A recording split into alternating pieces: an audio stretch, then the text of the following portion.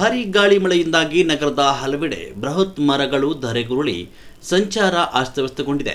ಶಂಕರಮಠ ರಸ್ತೆಯಲ್ಲಿ ಬುಡ ಸಮೇತ ಮರವೊಂದು ಉರುಳಿ ಬಿದ್ದಿದೆ. ಅದೃಷ್ಟವಶಾತ್ ಮರ ಬೀಳುವ ವೇಳೆ ರಸ್ತೆ ಬಹುತೇಕ ಖಾಲಿ ಇದ್ದಿದ್ದರಿಂದ ಭಾರೀ ಅನಾಹುತ ತಪ್ಪಿದೆ. ಆದರೆ ಒಂದು ಕಾರು ಮರದ ಕೆಳಗಡೆ ಸಿಲುಕಿ ಜಖಂಗೊಂಡಿವೆ.